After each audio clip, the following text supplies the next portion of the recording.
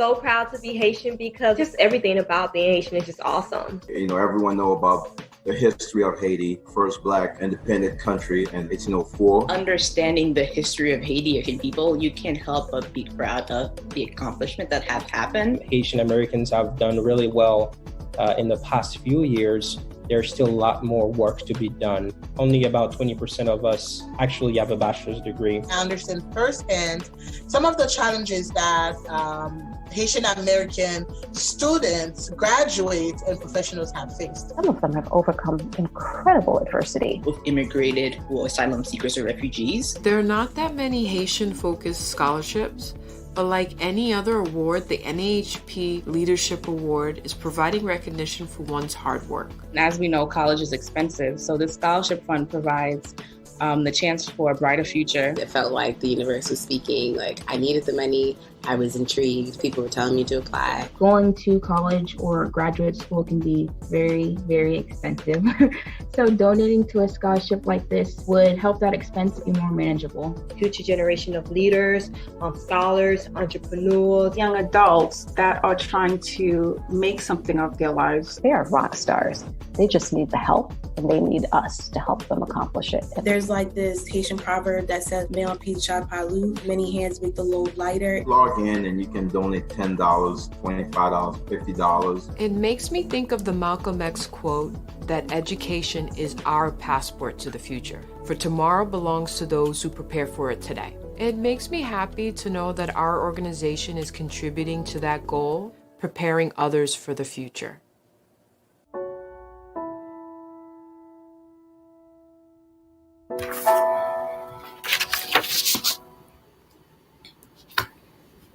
Greetings and welcome to College Planning with the National Alliance for the Advancement of Haitian Professionals. My name is Dr. Ketsia Sadler, and I'm the founder of College Cafe. I'm so delighted to be here with you all in this partnership with the NAAHP to bring you this evening a program on college financial aid and understanding all the ins and outs of it. First, I'd like to thank two of our partners, Chocarella and Book It Right Accountancy, for partnering with us to present to you this program and a series of workshops that started back in April and will be continuing through the rest of the winter. Today, I am very pleased to have two ladies with us who will be giving you all the information that you can possibly tolerate and process with this process. We first have Ms. Stephanie Jean-Pierre, who is the Assistant Director of Financial Aid at the Juilliard School, and she is also on the scholarship committee for the NAAHP. And our second guest this evening is Ms. Christine Petersen, who is the Associate Director of Financial Aid at Hudson County Community College in Jersey City, New Jersey. Juilliard, I should preface by saying, is in the good old borough of Manhattan. Welcome, ladies. Thank you so much for joining us and coming out to share your time with our audience. First, I want to start and have each of you just give us a little brief synopsis on your academic pathway and what brought you to the position that you are in right now. So we'll start with Stephanie first. Thank you. And thank you for having me, Ketsia. So basically, for myself, I'm a first-generation college student. So I had to navigate the process of financial aid on my own, figuring out how to get the money to pay for college. I went to a 4-year private institution, so it was quite expensive. I borrowed loans. My mom even had to borrow a PLUS loan. So I know firsthand how confusing that process is and how stressful it could be for families and for students. And upon graduation, I decided to continue to contribute to the field of financial aid by working as a financial aid advisor at my alma mater. And ever since then, I've been in the field, and it's been a joy basically giving back to students and helping out families in the same way that I was aided once. Awesome, thank you. And Stephanie, I'm sorry, Christine, please tell us about your academic journey and how you ended up at Hudson County Community. Yes, hi everyone, and welcome to the program today. I too was a first generation college student, and I graduated from St. Peter's University in Jersey City. So I grew up in Hudson County, so it's very close to home. Even though I moved out of that area after I got married and had a child and all. But I graduated and I didn't really know what I wanted to do. So I wound up working in the admissions department at a small nursing school in Elizabeth. And so I started out, and like most of us in financial aid, I just kind of fell into it. I was filling in and helping out financial aid too, because we were a small school. And then I left there and I wound up working at a small a technical school, Lincoln Technical School, and we were located on Route 22. And eventually we were bought out. Lincoln bought us out. It was a small school called Engine City Technical Institute, and then Lincoln Tech bought us, and we moved to South Plainfield, and I was the director there of financial aid, about 15 years there. And then they kind of laid me off because they were having a big corporation, and corporate was taking over all of the branches, all of the locations and campuses of Lincoln. So then somehow they were looking for an associate director at Hudson County. So I applied for the position, and I've been there for about 5 years now. So, and actually it was like coming home, because I hadn't gone up to Hudson County in a very long time. And so I wound up here, and it's a great fit. I have a great director actually work with, and a great group of people there, staff members, and also here I am. Well, awesome. Thank you so much, ladies, for sharing how you ended up where you are and how financial aid affected your academics. For me, I remember starting college back in the mid 80s, and I remember applying myself and doing Fafsa on my own, asking my parents for their taxes. My dad had a bachelor's degree at the time. Mom was working on hers. And so I don't really consider myself first generation, but I do consider the financial aid process like first generation, because I really had to do that all on my own. And so fast forward to 25 years when our older son is looking to do college, and it's gotten so much more complicated then, more forms, things like that. And so we found a small program that in Petersen that kind of helped us understand, helped me as a parent understand. And that's how College Cafe was born, me sharing information with families about the process. So thank you again. And somehow NAAHP saw me, and we have this partnership, and I'm very thankful that we're able to share this information with everyone. So let's get down to the nitty gritty of financial aid. So the one major form that I know all the schools you have to have, whether you go to a Lincoln Tech 4-year, 2-year school, is Fafsa. Fafsa has changed in the last 5 or 6 years, where you used to have to apply in January. Now it's moved to October. So it's very opportune that we're doing this now, because in about 3 weeks, students will have the opportunity to start filling out Fafsa. So let's start with you, Christine, talking about Fafsa and the 2-year school. How does, and anything specific that students would need to know in Fafsa and applying to a 2-year school? Okay, well, the FAFSA application is nationwide. It is for all schools, whether it's a public institution, a private institution, a community college, 4-year college, or a technical school, private school. You all start with the FAFSA application. And of course, FAFSA stands for Free Application for Federal Student Aid. And the first letter, F, stands for free. So make sure that when you go to the site, the studentaid.gov site or fafsa.gov site, you go to that particular site and don't pay any fee for the application. If you find yourself wandering to an area where they're asking you for $25 or $50, make sure you get out of that place, the government site, and start filling out the application with no fee involved. And it has been simplified. There's been a lot of changes, and it will be even more simplified in the 23-24 award year. They're cutting down to a lot of questions, so it will be even more simplified for you. But you complete that application because that's what tells you what you're eligible for. The FAFSA determines your eligibility for how much of a Pell Grant of the grant, and also an SEOG grant, and also determines whether you're eligible for federal work study, which means that you can work on campus. There are many jobs on campus available, and the work study program would help you with that. And it also determines eligibility for state aid. For our TAG tuition aid grant that we have here in New Jersey, our CCOG grant, which is the Community College Opportunity Grant from the state, which is a free tuition program for community colleges that actually just became permanent this year. So the Governor Murphy signed off on that here in New York. So the FAFSA is very important because it determines all of this eligibility for all of these grants. So when you're looking for monies for college, make sure that you look at grants and scholarships first before taking out student loans.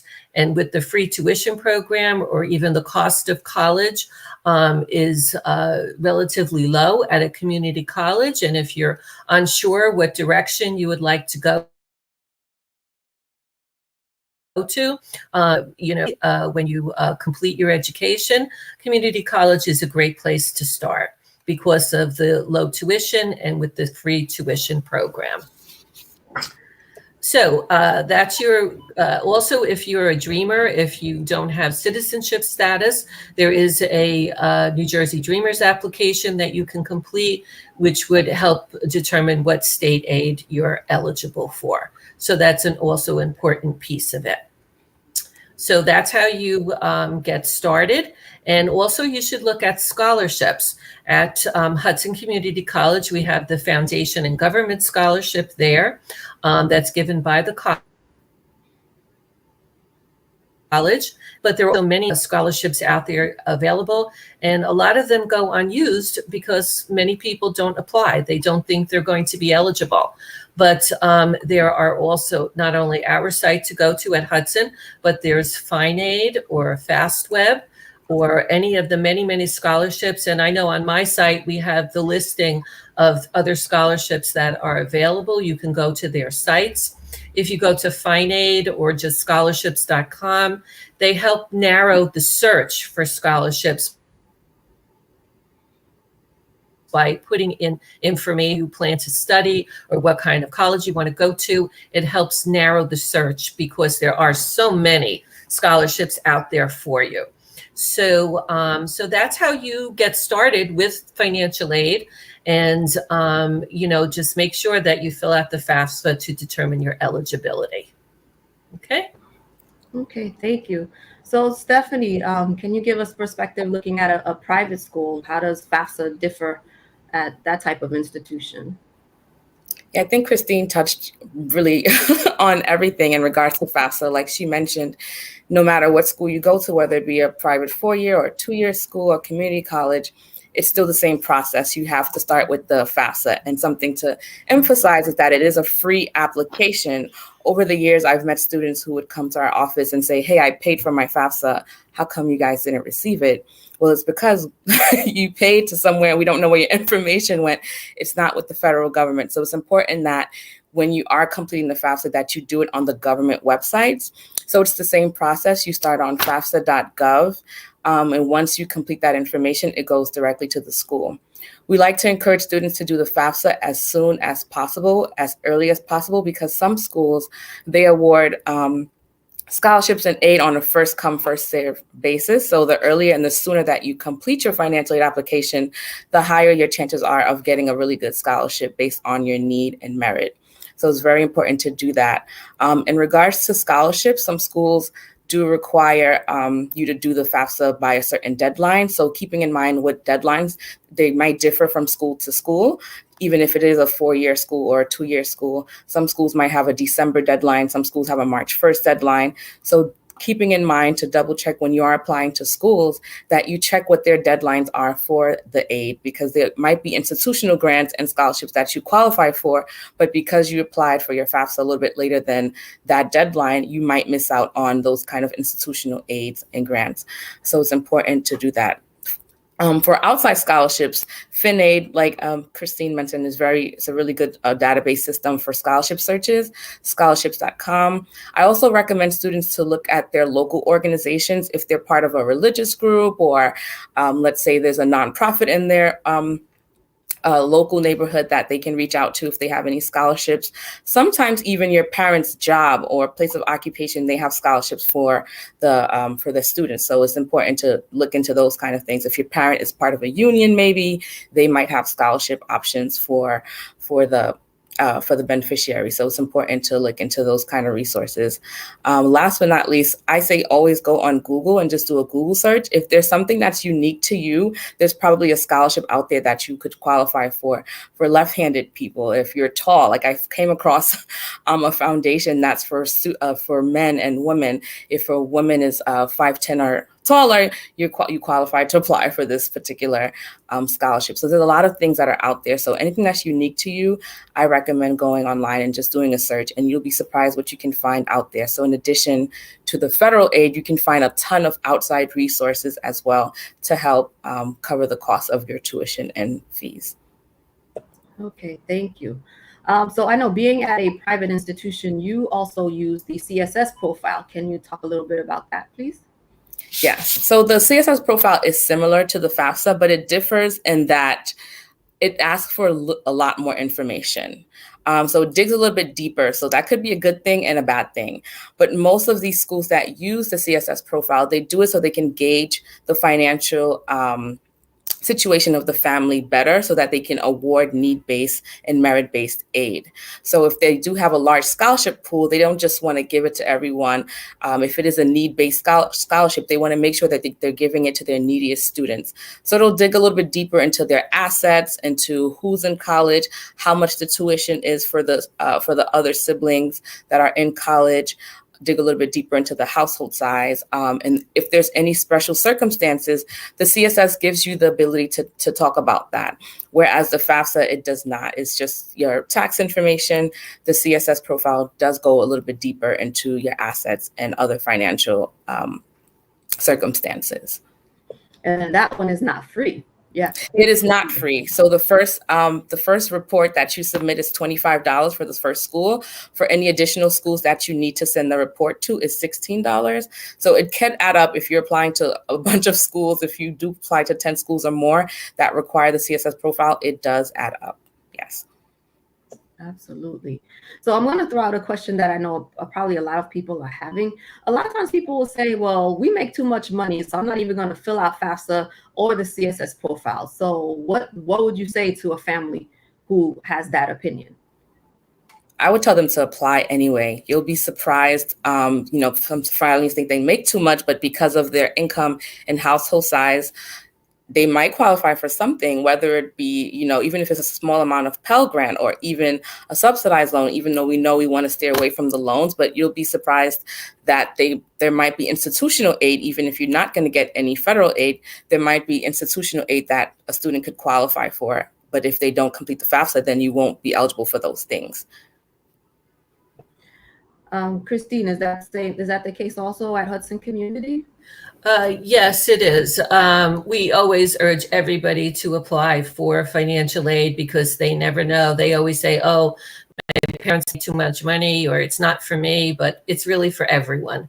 And that's important to convey to them. So they really should apply, fill out the FAFSA. It doesn't cost anything. It only takes about 20 to 30 minutes, even though people think it would take a lot longer, but it really doesn't. And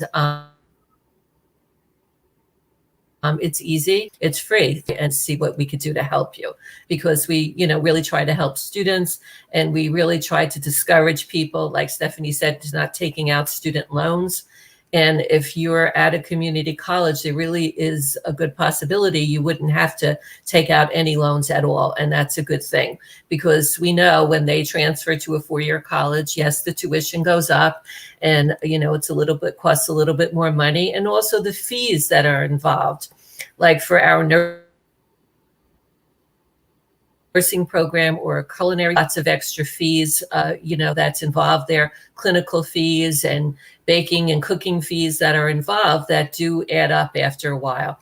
So it's important, for them to apply. And so, and with the CCOG money, there is a limit. There is a maximum of household income of $65,000 for the CCOG grant, but still, we urge everybody to apply.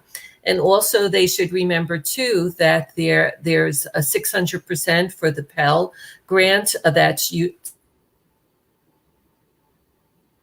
about 6 years that for a bachelor's degree for Pell eligibility. So students should keep that in mind, when they're planning their courses, when they're planning, their major and for college, completion, that there is a limit on the amounts of Pell that they can receive. So it's usually 100% if they're going full time for every year. So it goes up to 600%. So it would be 6 years of Pell eligibility. So they should be very into. Okay. I'm glad you mentioned that because I had a question. Some people might have it. Starting at a 2-year school, being awarded federal and state funding, if you transfer to a 4-year school to finish, say you spent 3 years at like Hudson Community, would that impact the amount of money that you could be awarded later on transferring to a 4-year school? Well, yes, as I said, that if they went full time, 300% of their Pell lifetime eligibility. So, and then of course they have to be eligible, maybe their parents' income or their income changes as they progress in their education. So it always depends on if they're eligible. But then they would have only 3 years, or they would have another 3 years of eligibility. And usually when they transfer, it takes 2 to 3 years for them to complete their bachelor's degree. So, and we really try to urge everybody to go to a public, go and say anything against the private institutions, because they certainly do have a lot to offer.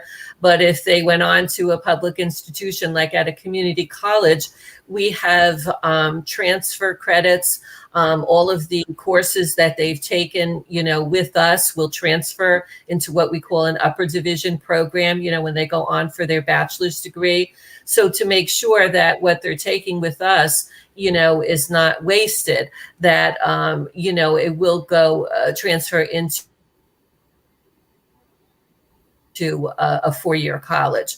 Liaisons, contracts with the public and private institutions to make sure that they are, using their federal aid, and state aid wisely. And also the courses that they're taking are, credited properly and all. So that's another, advantage too, and to make sure that they're taking full advantage of the community college experience.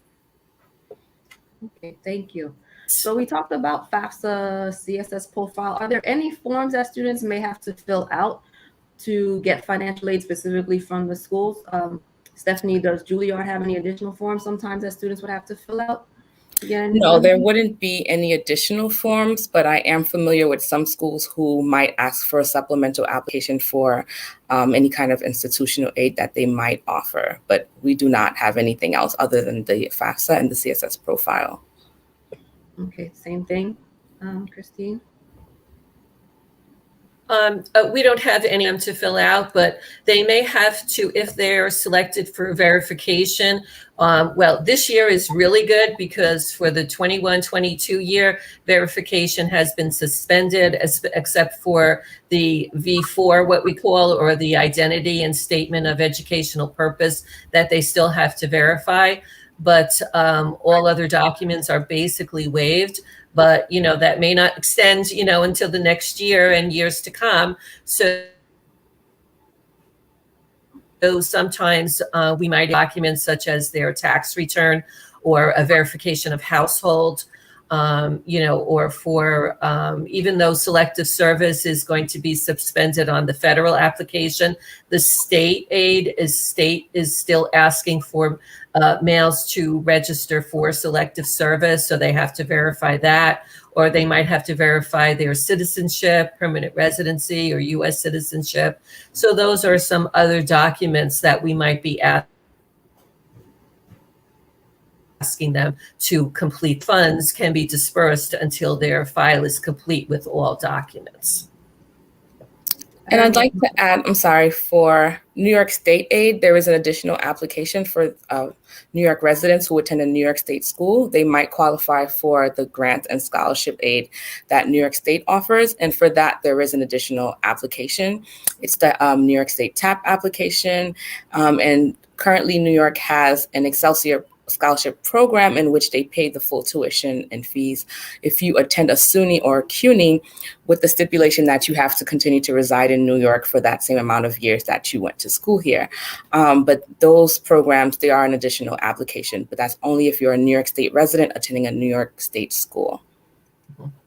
Yeah, I'm glad you brought that up too, Stephanie, because for New Jersey, if you might be selected for verification for state aid and not for federal aid, so they may be asking you for other documents and everything. So you would need to complete that first in order to receive state aid, and that's any state aid. And of course, you do have to be a New Jersey resident and at least a year to qualify for state aid. Okay. I remember with my older son, I think maybe 1 year we got verified. And then my younger son, every year we got verified and had to send paperwork. I forget where the address was. And his school also had a supplemental application for business that, if parents had, or if you had a farm or something like that. I mean, they really got into the nitty gritty. But it was a good thing because I remember I think his junior year, he ended up getting awarded an additional $1,000 in scholarships, which was very helpful. So there's definitely too many forms. So when we talk about the federal aid, you can use that, if you're from one school to the next. The state aid, you have to reside in that particular state to use those fundings. And then the school-based aid, obviously, you have to go to that particular school. So I think sometimes students don't really do their homework, and they'll say, oh, I got awarded this much money, and sometimes think that they might be able to take those funds to a different school, not realizing the differences with the different aid that you're awarded. So I think that's one point that they forget about. Anything else you want to talk about with differences between federal, state, and school-based aid? Either one of you can. I think also too, the amount of credits that you're enrolled in determines how much money you receive. I mean, for the federal grants, you can be enrolled for at least 3 credits or 6 credits or 12 credits, but the amount of money that you will receive is different, okay? It depends on the amount of credits that you're enrolled. And for any of the state grants, you have to be enrolled for at least 6 credits to be eligible for any of the tuition aid grant or your CCOG grant, the free tuition grant. You have to be enrolled in at least 6 credits. Okay. Since we've mentioned loans a little bit, a lot of times parents are afraid of giving their children their tax information because they'll say, oh my gosh, I don't want to have loans in my name. So can you talk on a little bit and kind of explain how the loan part works out for the parents who are hesitant to get involved and give up their social and tax information, please? So normally students, when they receive their financial aid package, they are awarded loans on their own, which could be a subsidized loan and an unsubsidized loan, or depending on what their expected family contribution, they might just be eligible for an unsubsidized loan. If between their grants, scholarships, and those loans that's in the student's name, if it doesn't fully cover their cost of tuition and fees and expenses, then they might then start considering a Parent Plus loan. And that's when the parents get involved. And I know a lot of parents are concerned about that because since the students completed the Fafsa and the information is there, they're afraid that the student can just go ahead and apply for the Plus loan under their name. That shouldn't happen. I'm not saying that it can't happen, but it really shouldn't happen. The parent should be the one that goes in and complete the Parent Plus application, in which they'll do a soft credit check and determine if the parent is eligible for that loan. It shouldn't happen, like I mentioned, but it's not impossible that if the student has the information that they could use it, but that's not what's supposed to happen. The parent is supposed to go in and apply for it.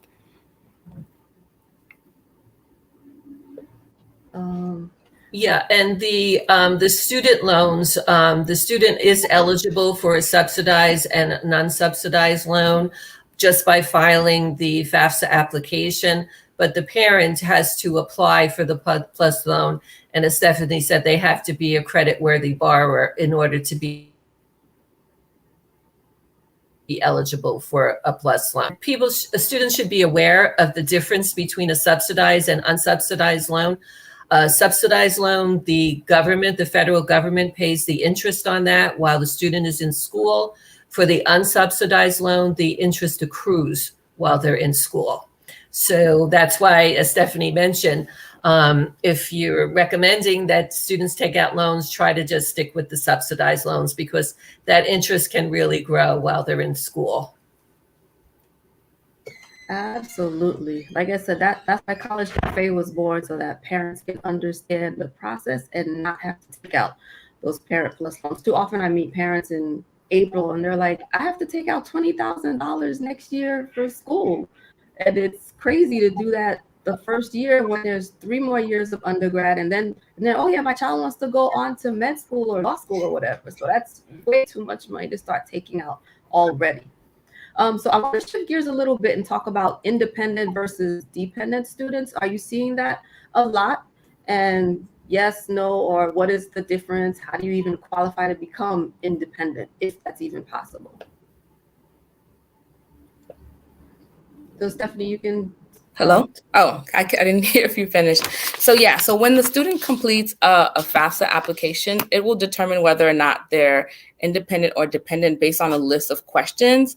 So like for a dependent student is somebody who is under the age of 24, doesn't have children or dependents, is not married, is not working on a master's degree, is not homeless, is not an emancipated minor. So there's a list of questions that the FAFSA will ask to determine if a student is eligible to be independent or dependent.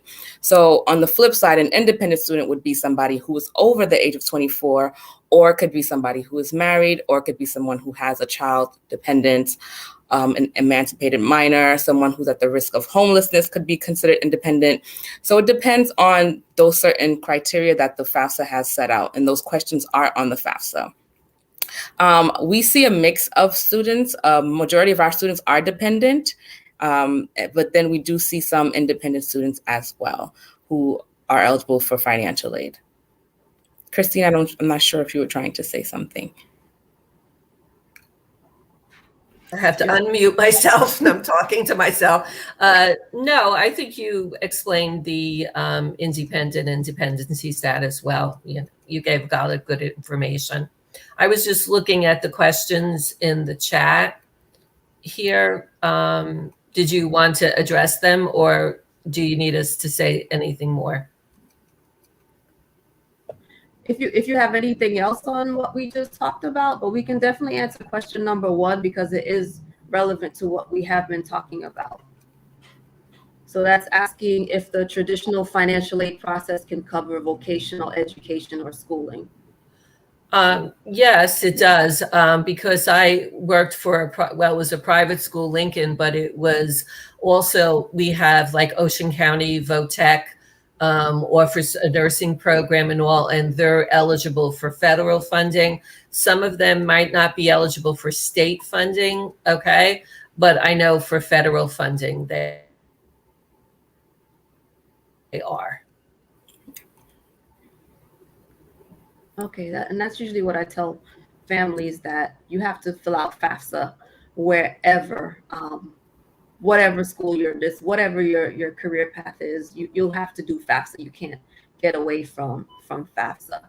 So I want to shift gears just a little bit and talk about how has COVID-19 affected the whole aid process at the schools? Has it made it easier, harder? No. I would say it's a little bit of both, easier and harder. I would say last year when everything happened and many schools are shifting to a hybrid situation or just completely online, a lot of schools were tasked with processing a lot of refunds because they had to return some funds for students who were no longer living on campus. So doing a lot of adjustments. So that was a really, really tough time for many institutions. In addition to that, the government came out with the CARES Act, in which $18 billion was allotted for colleges to use for emergency situations that were related to COVID-19. So if students were having a COVID-19 related emergency, we now had these additional funds that we had to distribute. So managing that, and there were a lot of regulations that came with that as well to make sure we were reporting on it correctly. So that was an additional task on top of everything else that we were already processing and working from home. So having to do that was a little bit difficult. But like Christine mentioned earlier, luckily for us, for the 21-22 academic year, we no longer have to do verification, which helps a lot because that really holds up a lot of students in the financial aid process when they're trying to gather documentation such as tax transcripts and W-2s or whatever else they need to complete their verification. It could make the process a little bit lengthy for them. So being able to not have to do that is definitely have alleviated a lot of stress for the financial aid offices and for the families as well. Another good thing that came out of the COVID-19, I would say, is that the loans have had a 0% interest rate. So for students who were no longer enrolled in school, who graduated, who have been paying back their loans, they benefited from that as well. Because the interest hasn't been accruing. While that's a good thing, we did encourage students, if they were able to make payments, to continue to make payments during that period of time, because that will reduce the principal. But that is extended through January 31st, 2022. So, it's for them to take advantage of the 0% interest rate during this period of time. So those are the things I think that we have, been dealing with and how that's been good and bad. Christine, do you want to comment on that? Have you seen more of an influx in students attending HCCC only because of COVID and the cost of going to school at other institutions? Well, our enrollments went down a little bit, but I think the whole adjustment to it, and actually we had both remote classes. Well, we went initially to all remote, and we always had online classes too. So it was just challenging in the beginning for everyone to get adjusted for that, because a lot of our students didn't even have a laptop or anything. But we, with the CARES Act money that we received, we bought Chromebooks and we gave them to the students at no cost to use for their coursework and everything. So that worked out really well. And also for last year, a lot of our forms were electronic, where students could submit our documents electronically, but then we went to all electronic forms. Wouldn't have to come on campus, wouldn't need to drop them off. They were allowed to complete them online and attach the documents that we needed to collect. And so that really helped us out a lot and cut down on seeing students and to get them quicker. We went to not just emailing students, but also text messaging helped out a lot too. So our methods of communication, increased that way. So so that we can complete verification last year and everything and get students the funds. And then we also, with the CARES Act funds, that helped out students a lot. They did have to apply, but we received, thousands and thousands of, applications, so that we were able to award, the students CARES Act money. And that helped out a lot. And then also with the CARES Act money, we paid off from last spring of 2020, fall of 2020, and spring of 2021, if the students had any balances, we CARES Act money for them. So that really helped out a lot, our students a lot. And, so we were very grateful, that we received all this money and we were able to, help out the students that way so that they would be able to come back to school, with no balances. And, it really helped them out a lot. And then just one more thing, we also were doing a lot of professional judgments, especially for this year. If the parents, lost their jobs, we were able, with the special circumstances and all, we were able to do, some professional judgments so that the students can receive more aid. So that really also helped out the students a lot. Can you explain what the professional judgment means? Because that's the first time I've heard that term. Oh, okay. Well, it's just special circumstances, like if if you were using your 2018 or 2019 income, but that changed, 2020 or 2021. You would submit a document saying how much your wages is now and show proof of that, whether you were receiving unemployment, whether you lost your job due to COVID or, whatever circumstances that happened to you. We do an income appeal where if you submit all these documents to prove that your income has changed, you might become Pell eligible, where as before you weren't. Okay. Gotcha. Stephanie, do you want to add to that also? Well, I was gonna agree with that, and I was going to mention the professional judgment as well. But first, we did see a decline in our enrollment, being that we are performing arts school. Many of the students didn't see value in doing work remotely if they wanted the full experience of actually performing. So we did see a really large decline in enrollment. Many students did opt to take a leave of absence. In addition to that, we did do a lot of professional judgments because there was a significant changes to student family incomes, medical expenses, and things of that nature. So we are in the process of doing many of those, and we could foresee to continue to doing a lot of professional judgments in the upcoming years as well. Okay, thank you. So any other thoughts and information that you ladies can think of that you want to share with the audience that we haven't talked about yet before we go to the questions from the audience? The only thing coming to my mind now is veterans benefits. Some students might not know that they qualify for veterans benefits if their parents are veterans. If they themselves are veterans, they might qualify for veterans benefits to help with the cost of tuition and living expenses. So that's something for them to look into. And if the school accepts VA benefits, then great. It's a good resource for them to help cover the cost of their tuition and fees. Okay. Great. That's it, Stephanie. Yes, we have many veterans attending our school, and we also have a person that's just specifically designated a veteran representative. And, veterans benefits can be really helpful to the families. Sometimes, even if the parent is a veteran, they could pass it on to their children, to be used if they weren't going to use it. So there's many ways that those benefits can be distributed with the family. Okay. Last So thing sorry. Yeah. That's What okay. I wanted to mention is about appealing for financial aid or scholarship.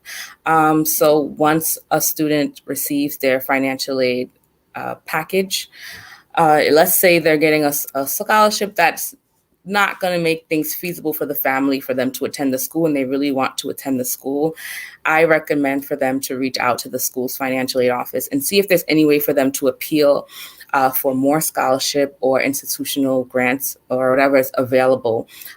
Many times the Fafsa, like I mentioned, it's not a good picture of the family's financial situation. And that's why we like to use a Css profile so we can really understand what's going on. And even then we'll miss something. So if a student gets a scholarship or or some kind of institutional grant and they feel like they need more to be able to attend the school, I recommend for them to reach out to the financial aid office, find out about additional resources, find out if there's any way they could appeal for more scholarship or grants. You know, you never know. So I recommend just knocking on all doors if possible to see what's possible for you. Yeah, and then the one thing I like about the CSS profile is that last question, which is actually a free text. So you do have the opportunity to write while you're submitting that form any changes in family's finances, health status, etc. So it's kind of right there, you know, even before you maybe have to go through the appeal process. So that is definitely helpful. Correct. So before we start the question, I see 3 in the chat. What can families do even before they get to junior year to prepare for the finances of college, making sure that children receive scholarships and things like that? What can parents do in the, you know, if they've got kids who are in elementary school right now or middle school, what can they do?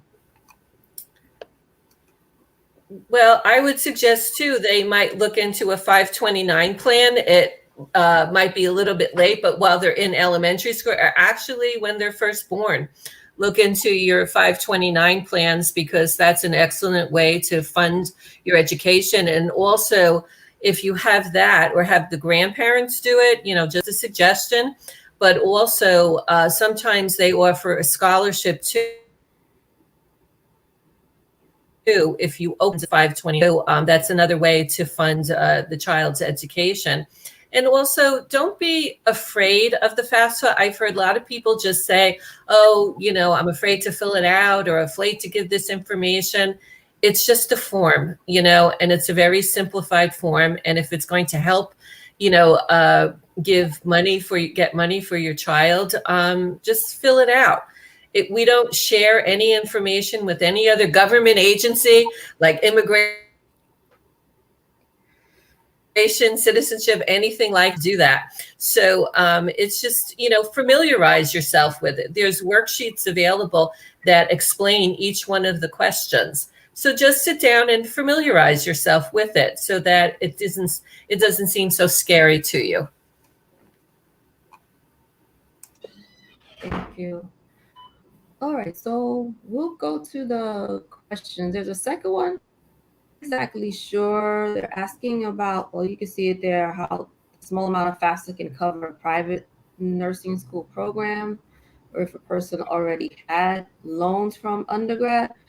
It sounds like maybe the person already maybe had loans from undergrad and are going back for a nursing degree post, maybe getting a bachelor's degree. So would you still be doing a FAFSA form at that point?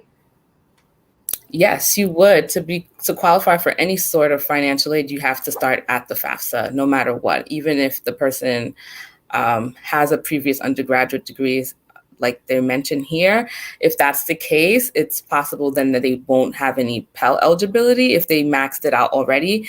But if they only use 4 years of it, they might have 2 additional years of Pell if they qualify.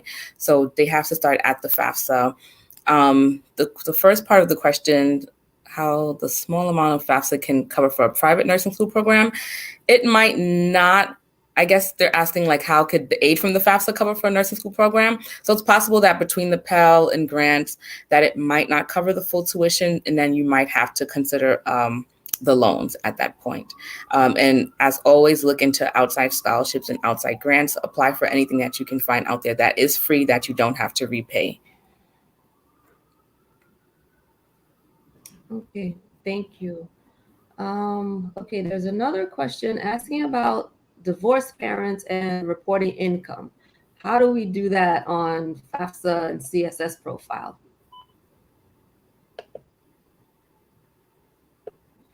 Anybody, either lady can jump in on that one.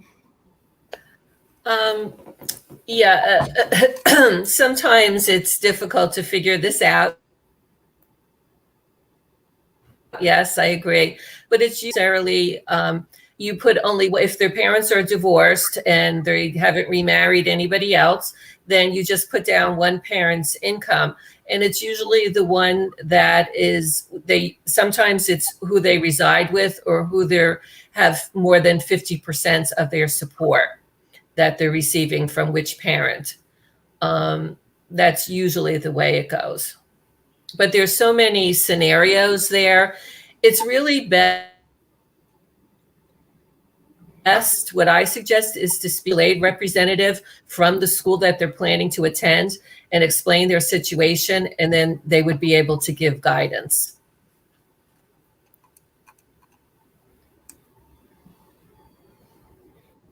That's fair. That's a fair enough answer to that.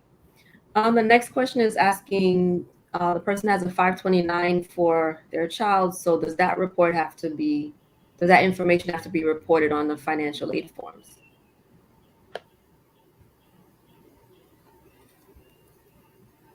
No, I don't believe so. Christine, could you confirm? Yeah, I was going to say it doesn't go under the student's income. I think it's, I'm sorry, I think it might be under the parent. If it's the parent, that's the holder of it. If it's the grandparent, then you don't have to worry about it at all. So, but I know it doesn't go under the student's income.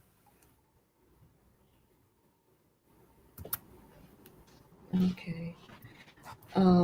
Okay, so you've mentioned, having the 529s for children. So is that better than putting money away in the bank? Children sometimes have the UGMA accounts. So is that definitely better than having it just sitting in the bank? So it looks like you have like $20,000, sitting in the bank to go to college. So how does that work? So you're saying, is it better to have a 529 plan versus having the money in the bank? Mm-hmm. Yes. I think the 529 plan is better because that's what it's intended for. And there are a lot of benefits that that you can get from having the 529 plan rather than having the money just sitting in the bank. I haven't worked too much with the 529 plan, so I don't want to speak too much on it. But from just the little bit of experience I have working with them, I think they're much better than just having the money in the bank. Okay, thank you. And then we did have a previous recording, our program back in June was talking about different investments like 529s that people can have for their children. So if you go on NAAHP's Facebook page, you should be able to find that video. And you should be able, anyone who has questions about 529, you should be able to find that video. It was in June of 2021. And you can get more information regarding that. Okay, the other question is asking about Fafsa loans covering the high cost of private college for nursing. I think we kind of addressed that before. I think depending on, the cost of the school. Yeah, it depends on the cost of the school. Right, so depending on what the person's finances are looking like, doing Fafsa, how much the school costs, you might get enough to cover the tuition and you might not. I guess it's individual.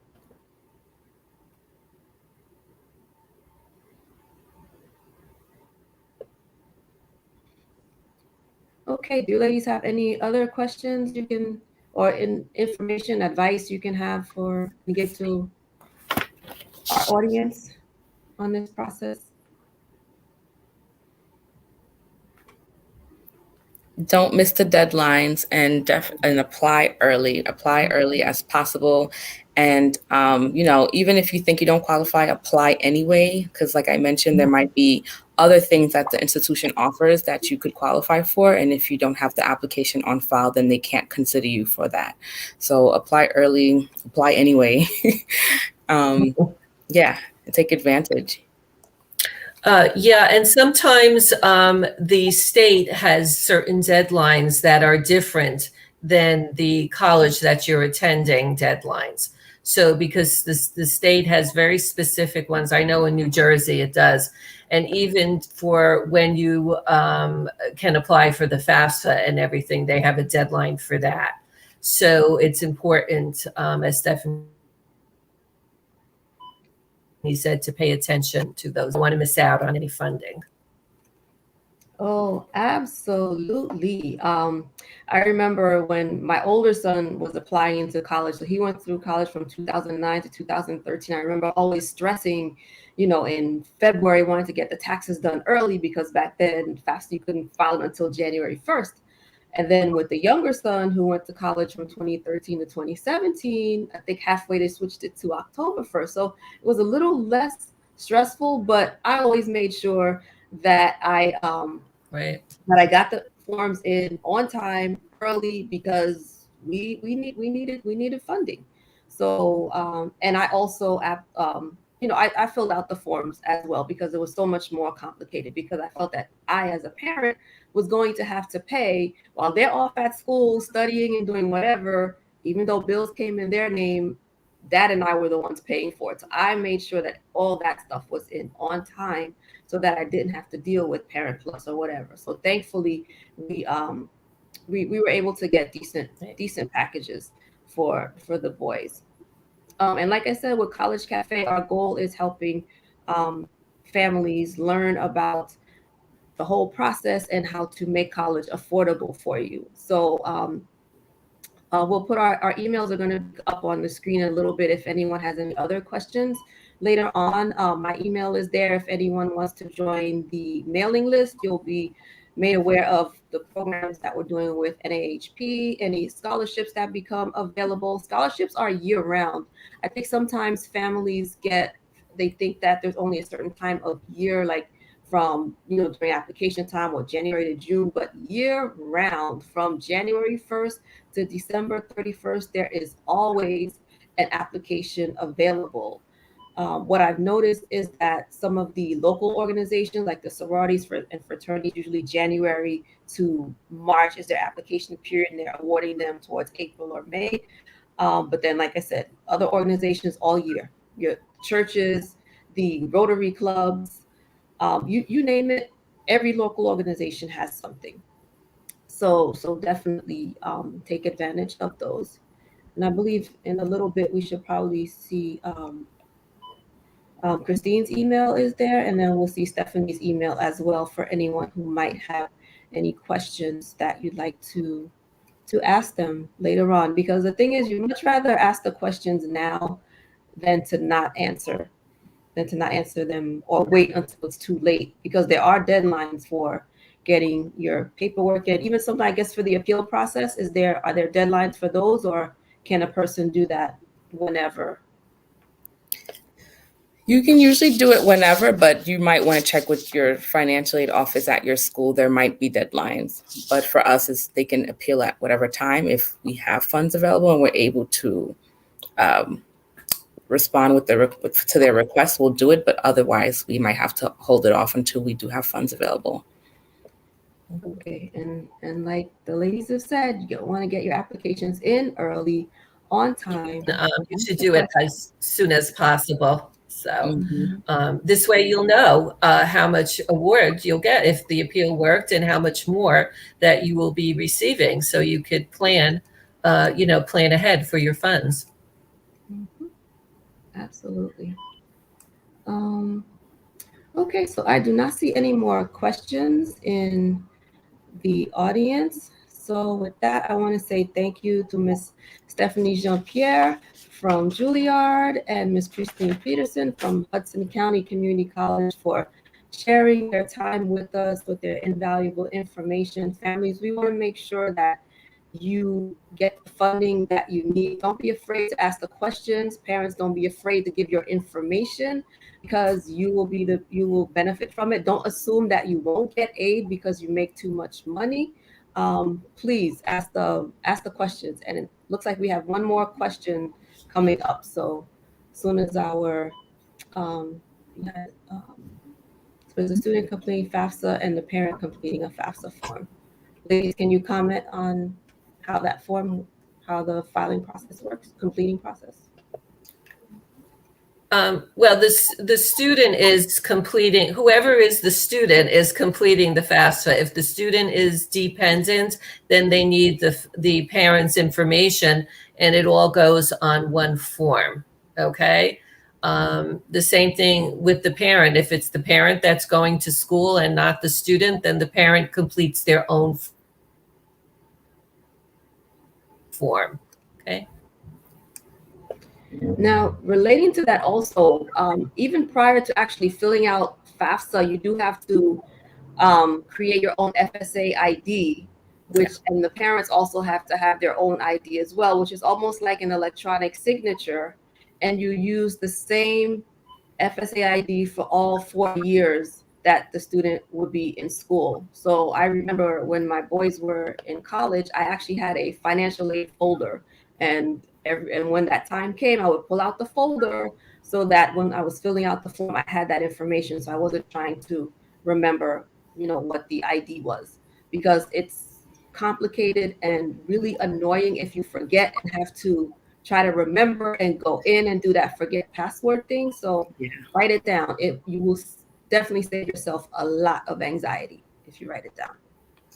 You made a good point, Ketsia, about creating a folder or keeping a file folder for yourself. I wish all of the students would do that to them, because so many do forget their username and password, or they forget that the parents have to have their own too to electronically sign the FAFSA. So that's a good point about putting together a folder and keeping a folder and keeping everything in it, so you know so you can do it every year. Great idea. And I had to do that because my boys are 4 academic years apart, and I started my doctoral work when my older son was halfway through college, other one was halfway through high school. So I had to keep my information as a parent and student, and then had their information. So I had to keep it organized, because it would have gotten a little crazy. So my first son, I told him, I said, you have to finish college in 4 years, because I'm in school and your brother starts after you. We can't have 3 people in school at the same time. So I have to give him kudos for finishing school on time. So yes. So, okay, so I guess we have no more questions. So I want to say thank you again to you ladies for coming and giving this information that is invaluable to the audience. Thank you to the NAAHP for sponsoring us, and to Book It Right Accountancy and Shokalela for being our partners in this project.